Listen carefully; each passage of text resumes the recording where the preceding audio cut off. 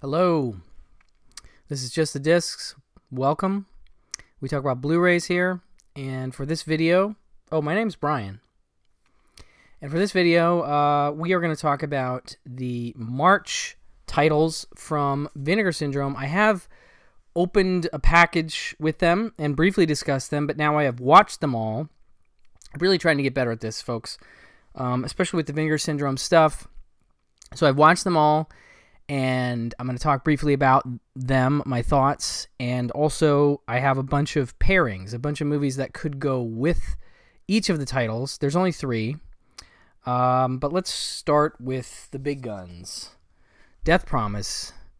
Now, this movie is such a blast, and it's a big favorite. I think I mentioned in the previous video of my friend Phil Blankenship's, and he really got me more excited about this movie. And I had seen like some crappy bootlegs of it, but boy oh boy, this is a big deal. This is really a big deal that this movie is finally on Blu-ray. So I appreciate that Vinegar Syndrome has gotten this to us. And here's the alternate artwork I showed in the last video, but this one is really fun. It's like, you know, sort of the backyard kung fu kind of revenge movie.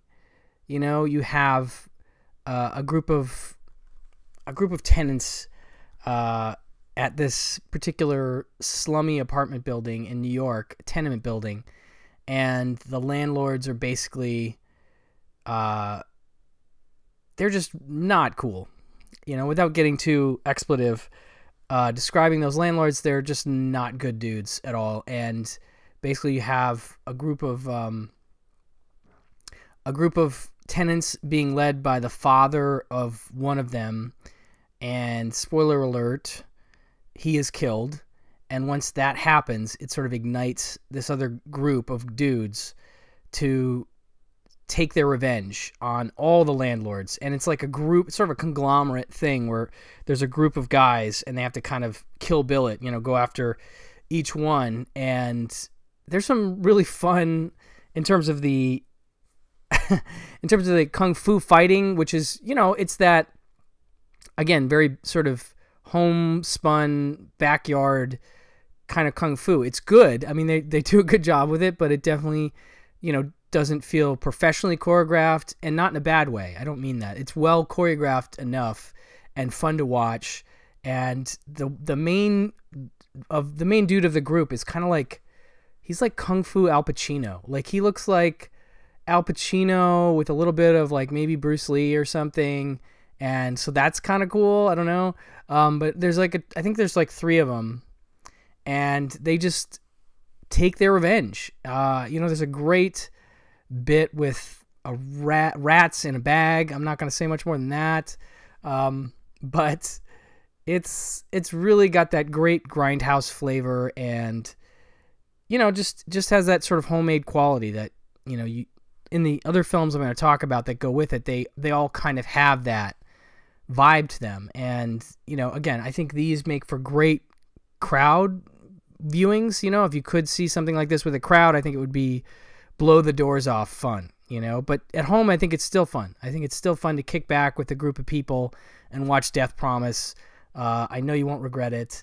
As I said before, it's newly scanned and restored in 2K from its 35mm original camera negative.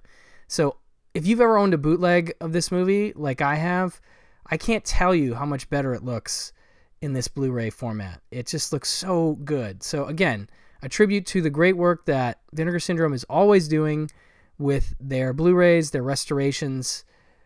They just don't mess around, and that is one thing I absolutely love and respect about them. So big props to them for putting out Death Promise. Definitely think about Death Promise if you're looking for something fun during the halfway to Black Friday sale when it rolls around.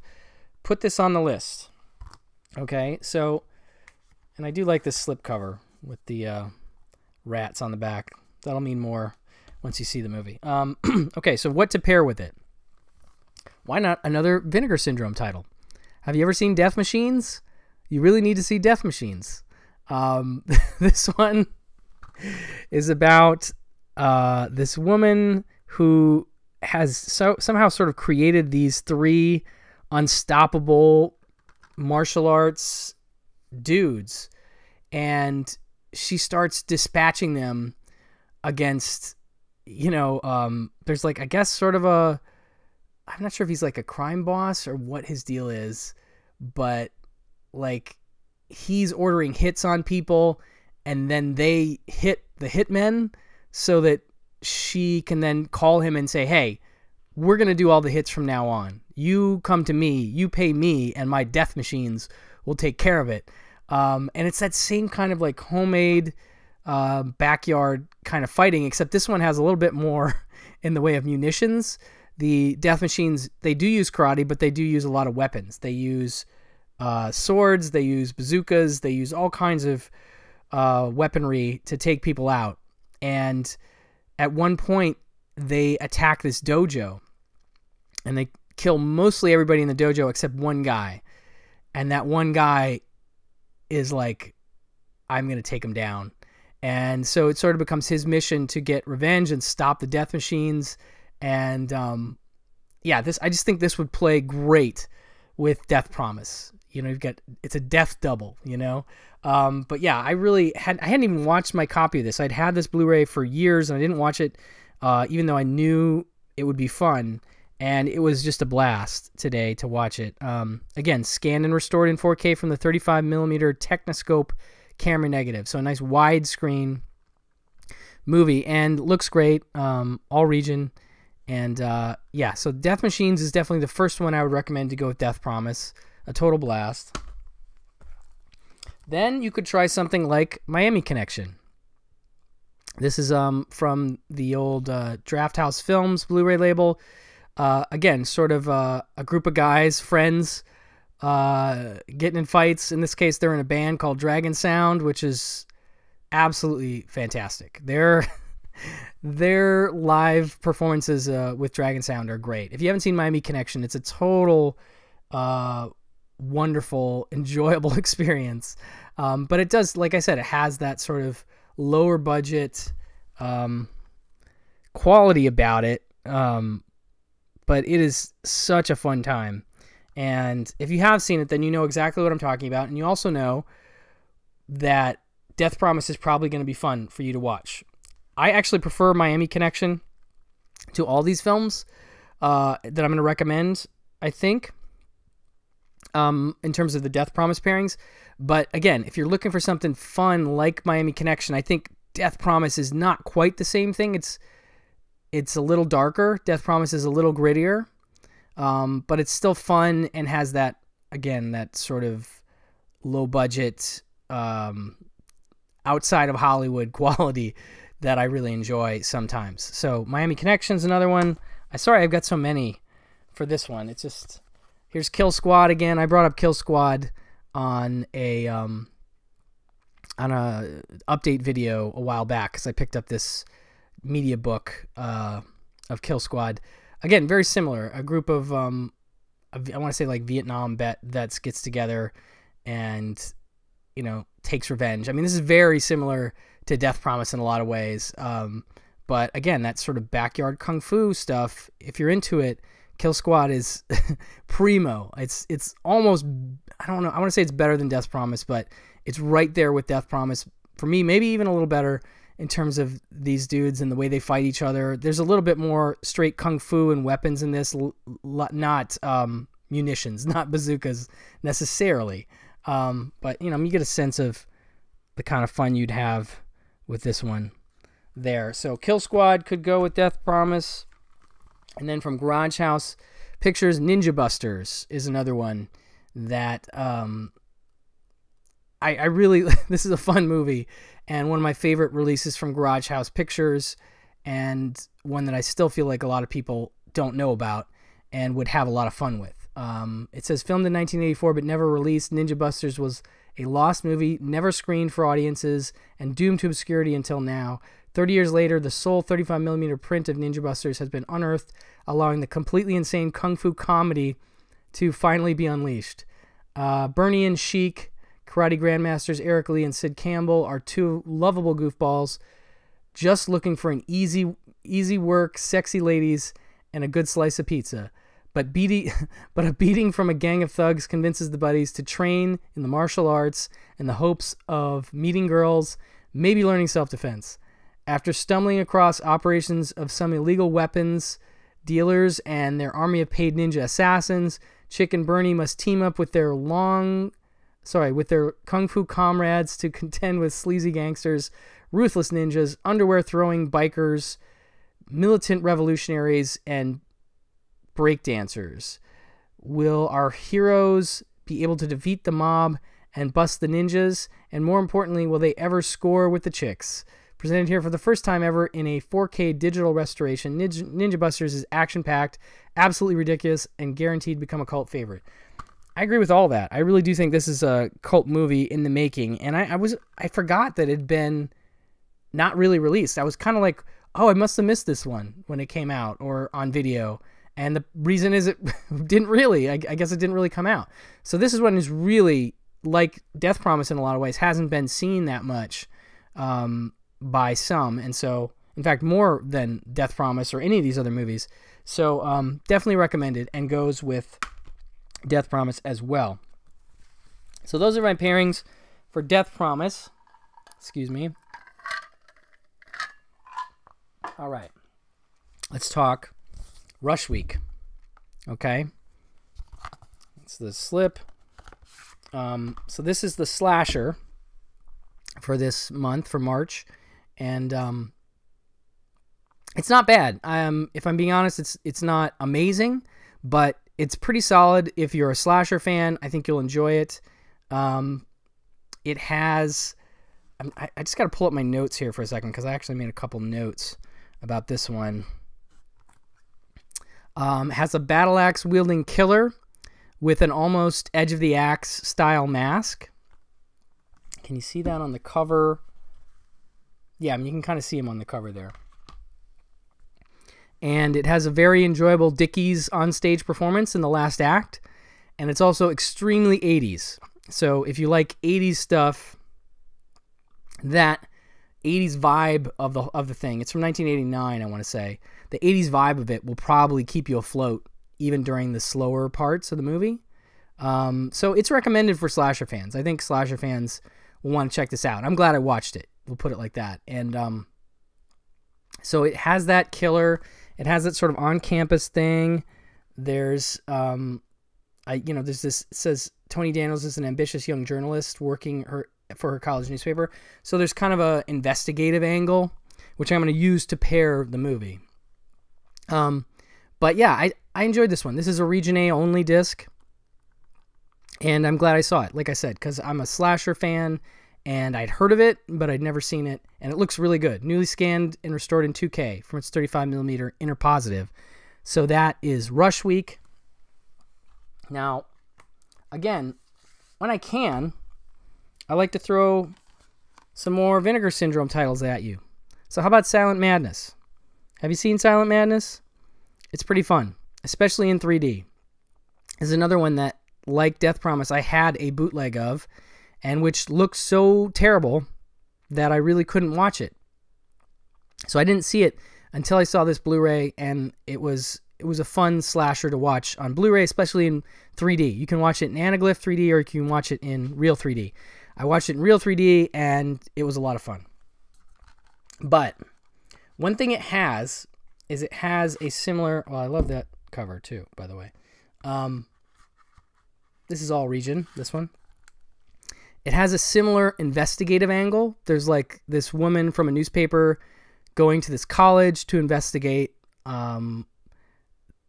Wait, she's not even, I don't know, she pretends to be from a newspaper. Actually, she works in a hospital, and the hospital basically makes a mistake and releases the wrong guy. Like there's two patients that have the same name, and one of them is reported dead, and they release the other one, and they release the one that's a psycho killer. And he goes immediately to this university and starts killing co-eds.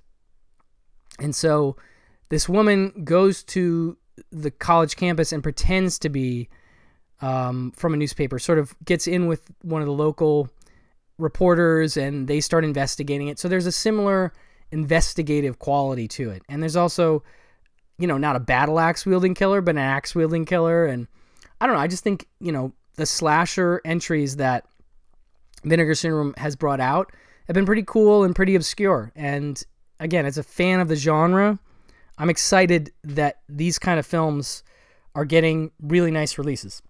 And this one, again, you know, you have 3 viewing options. So you have your regular 2D flat.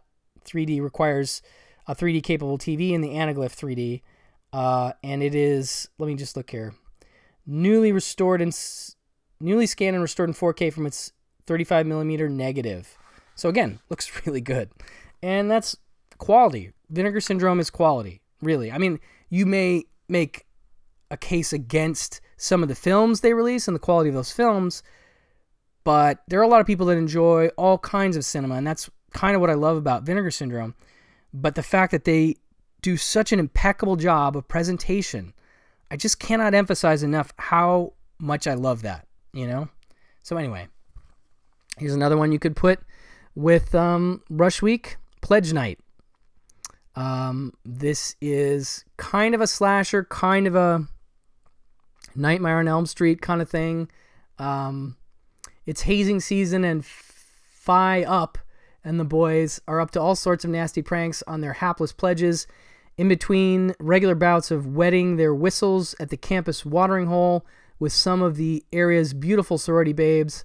But this is going to be one literal hell week as they unwittingly unleash the spirit of Acid Sid, an unfortunate pledge who was accidentally dissolved in acid during a hazing prank gone wrong some 20 years earlier. As the hapless frat boys and pledges fall victim to Sid's wrath and seemingly indestructible towering zombie corpse, it's up to the stragglers to figure out how to kill someone who's been dead for 2 decades or die trying. So again, this is a little bit less slasher. I mean, it is slasher, but more supernatural being kind of thing. But again, very under the radar, as are most Vinegar Syndrome titles.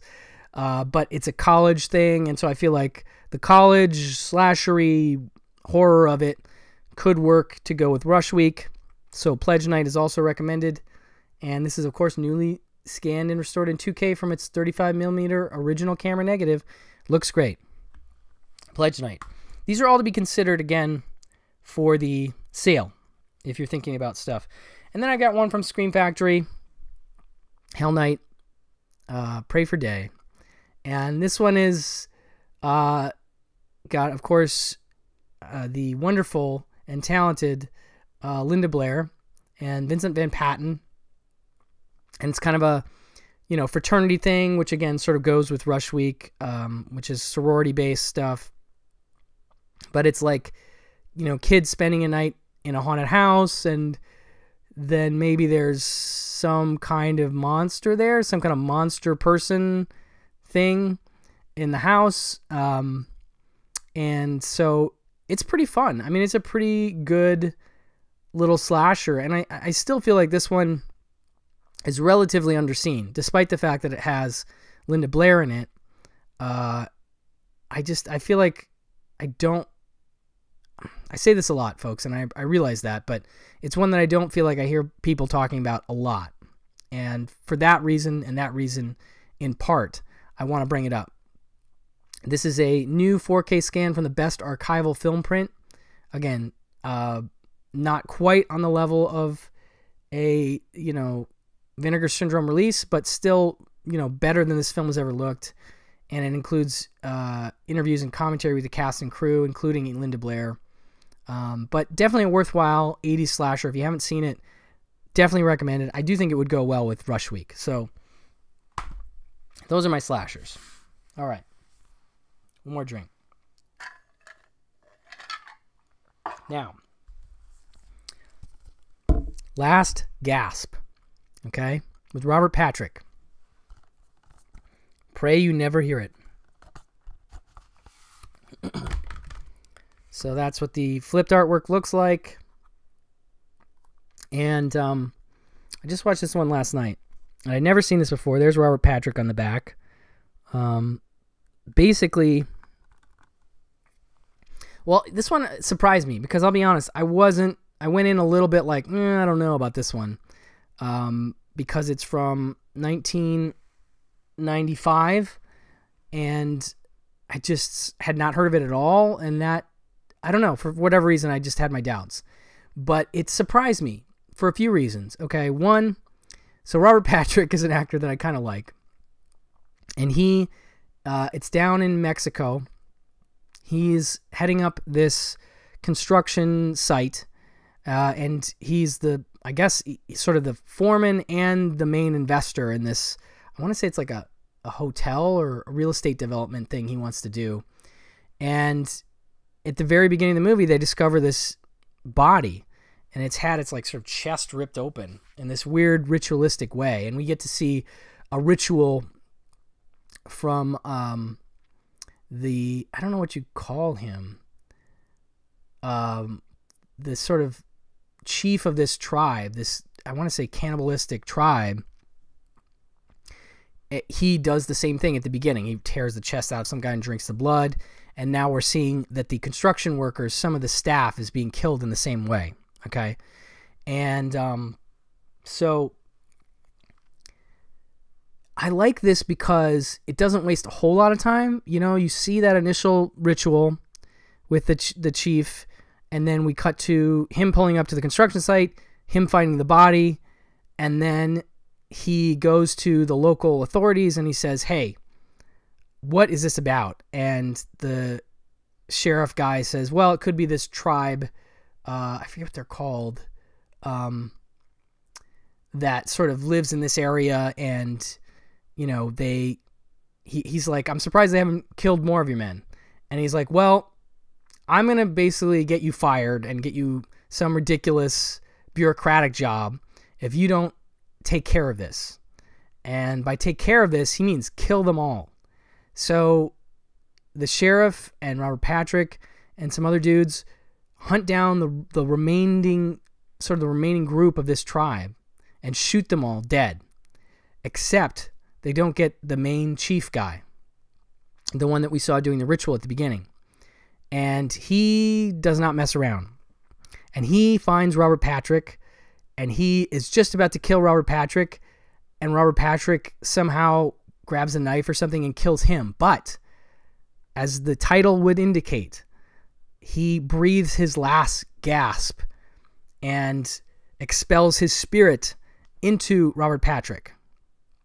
And then, weirdly, Robert Patrick doesn't fully become the guy, but it's more of a Dr. Jekyll, Mr. Hyde kind of thing, where he will have, you know, at night, sometimes he'll turn into the guy and he'll go and sort of seek vengeance and kill people. And so it says in the back here, an intriguing mix of supernatural possession horror and straightforward slasher, complemented by several bloody set pieces.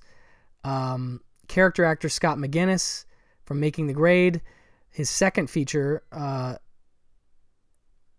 So I do think that that's a fair assessment of it. You know, supernatural possession horror and straightforward slasher.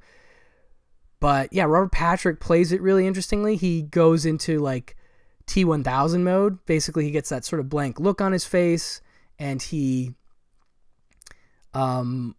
just looks like he could kill you and not care, and he does, and he's suddenly like got sort of supernatural abilities in terms of his strength and his speed, but then he will sort of turn back into regular, you know, rich guy Robert Patrick, and you know, he's entertaining guests, and it's weird. You're just like, how much of him is actually possessed and not?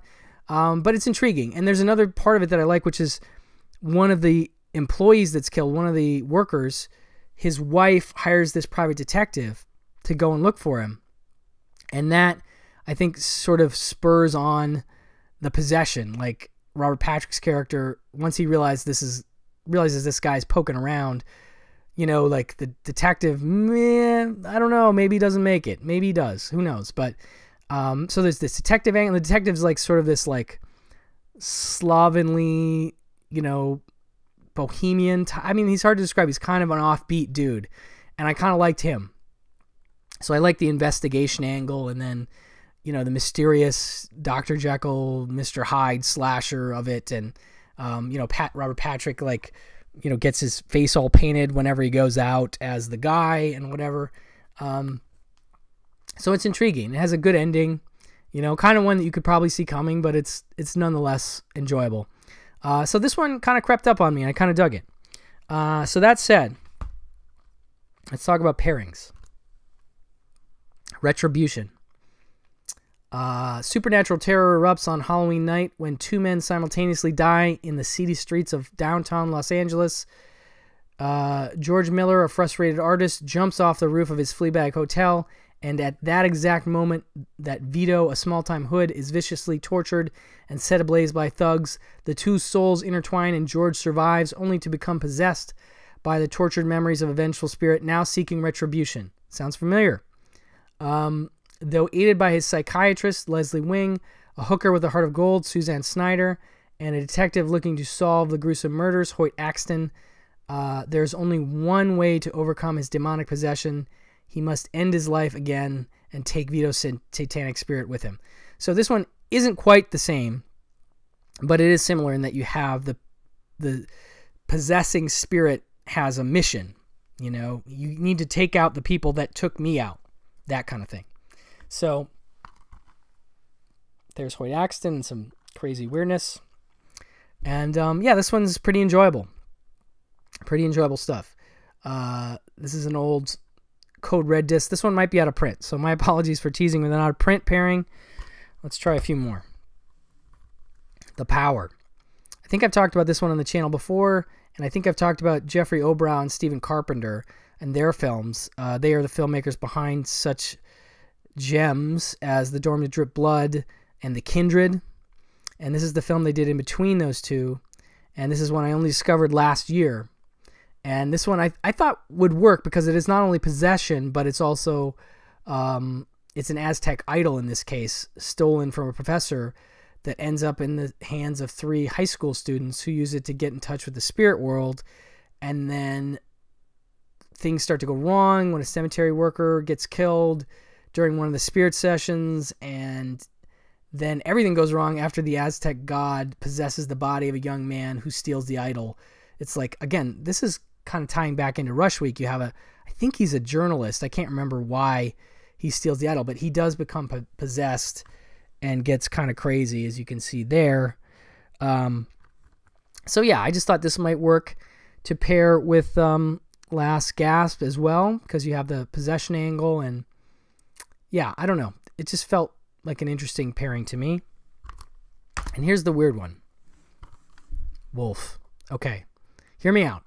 Again, like I said, the possession of Robert Patrick in the movie is such that he's not that chief of the tribe all the time. He just seems to go into that mode sometimes.